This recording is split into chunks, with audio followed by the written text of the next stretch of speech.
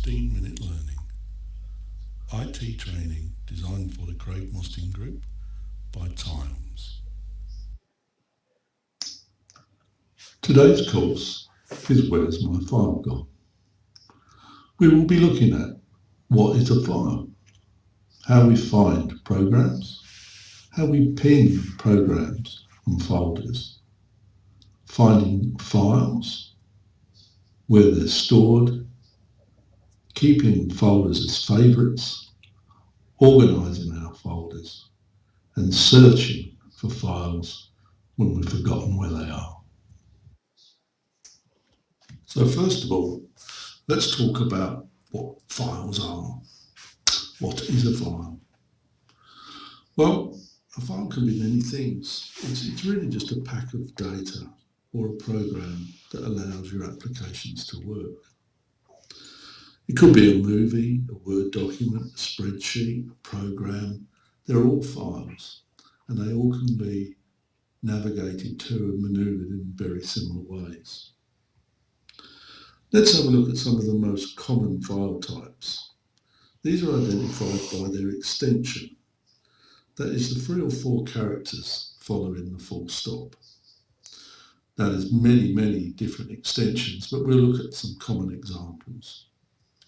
A picture, so flower.jpg, JPG is the file type for that particular picture, or flower.bmp, BMP being a different type of picture file.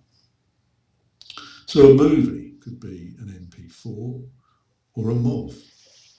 A music file could be an MP3 or a WAV.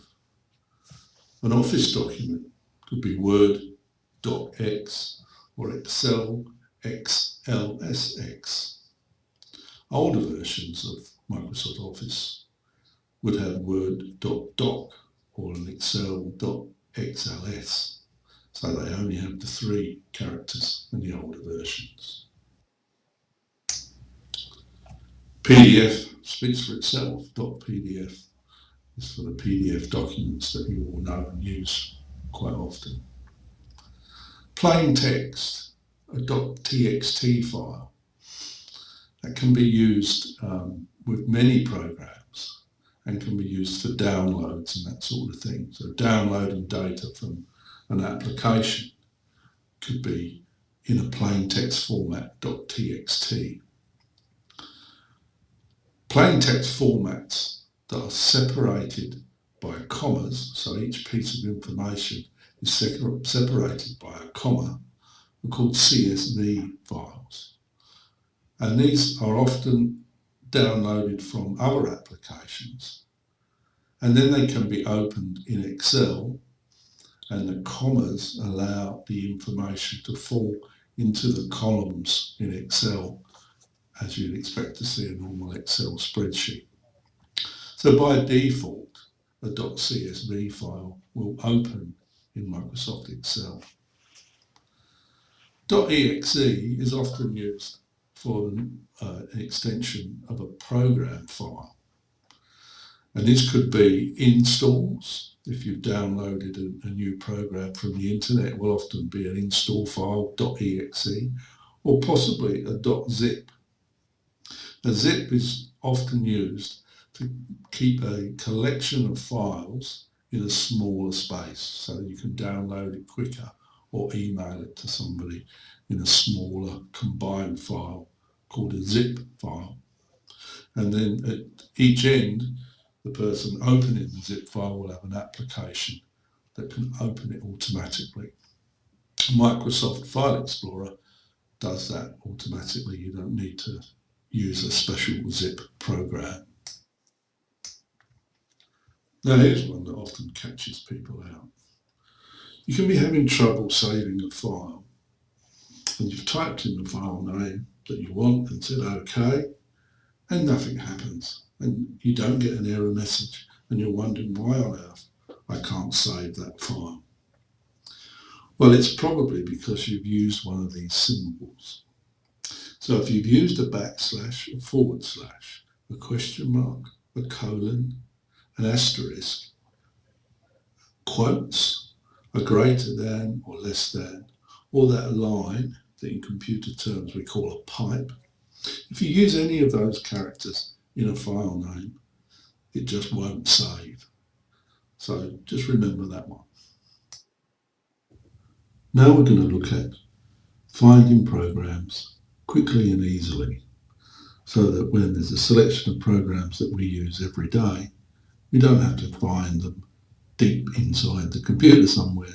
They're available to us along this taskbar at the bottom.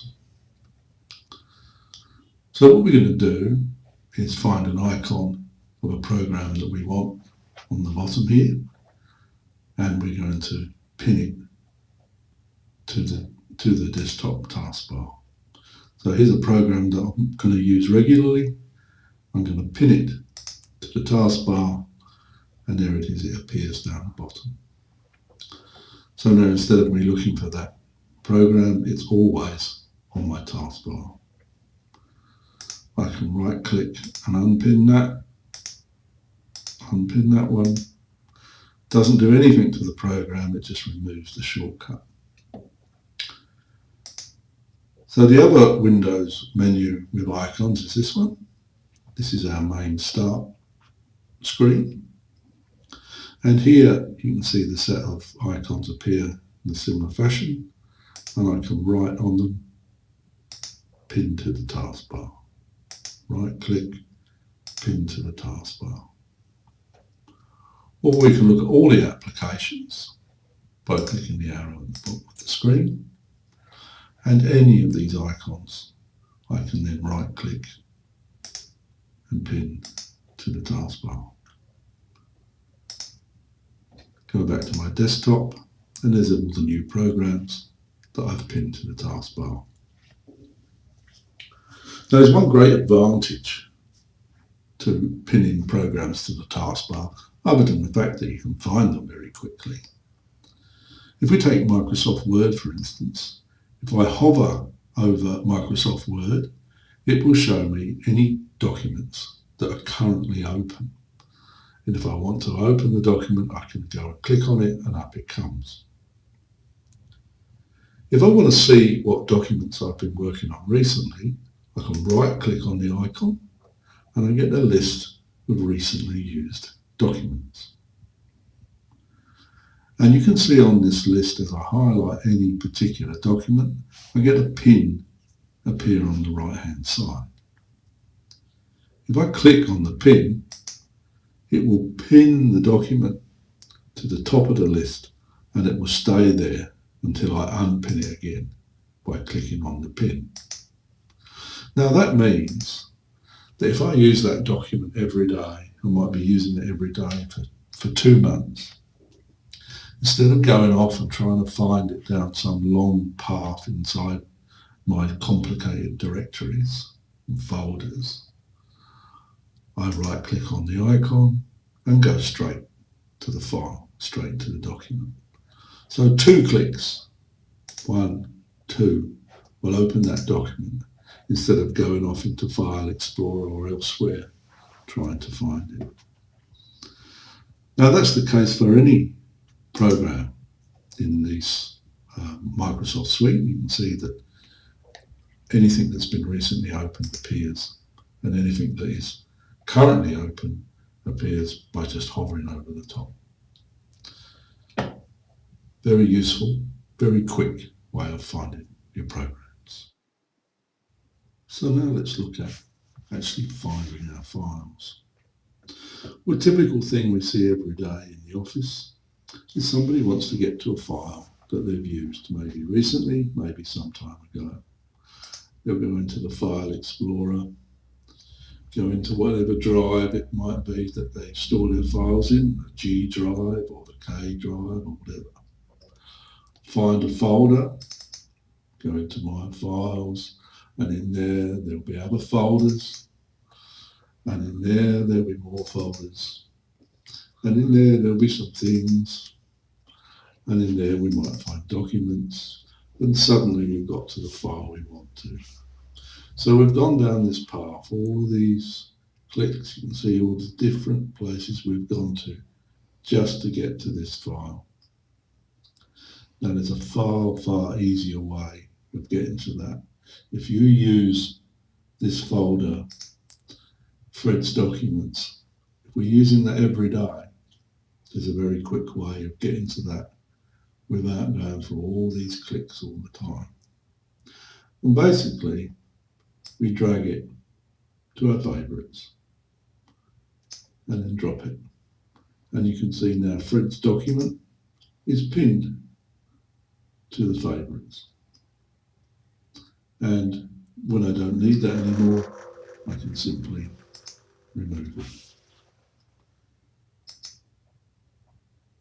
So it doesn't matter where you're burying your files, although the structure is important, and we'll talk about that later. But you can make sure that your regularly used folders are available in one click. Drag it into your favourites. Now, quite an important thing about that is if you've got a document, here we've got a document in Microsoft Word. Now, the default path for saving documents in Word will be preset, and it will look something like this. So if you just save a document in Word, it will dump it into the standard location. But if I go to File and Save As and Browse, you see I can see Fred's documents immediately. I don't have to go down that long path of clicking through folders to find Fred's documents. There it is. I select it and save. And now if I go into Fred's folders and look in Fred's documents, I can see my stuff doc that I've just saved has appeared there. Now let's have a look at much better ways of creating a folder structure and files to make them easy to find and more logical. We'll go back to the structure that we created just now, which was Fred's documents, Fred's things and so on. Let's go right back to the beginning. And we'll create a set of folders that enables you to see them in a much more logical view. So we'll start with My Files. Let's assume that's the top of our folder tree. We had stuff and so on before. But instead of that now, I'm going to right click in the white area, create a new folder. And this one is called Projects. And you see that the number 1 in front of it will put that to the top of the list when we sort by names. The next one that I want to have is my accounts. So 2 accounts. And we're going to go for 3 in this structure. So new one, folder, and we're going to have appointments.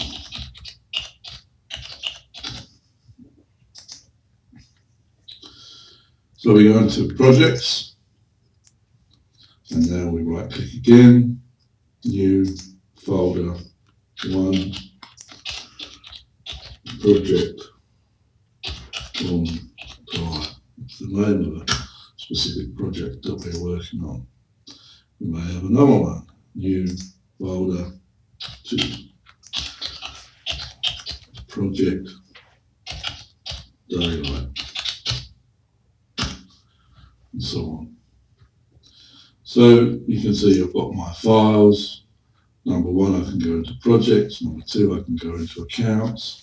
How might I structure that? So accounts, I might start with 2014.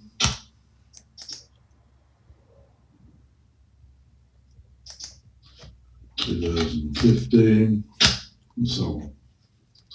So now you can see we're getting some sort of structure to how we store our folders.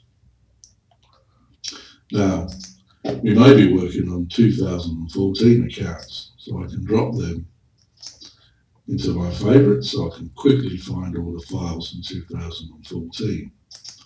When I finish that, right click and remove, and then drag 2015 in, and now I'm working on 2015.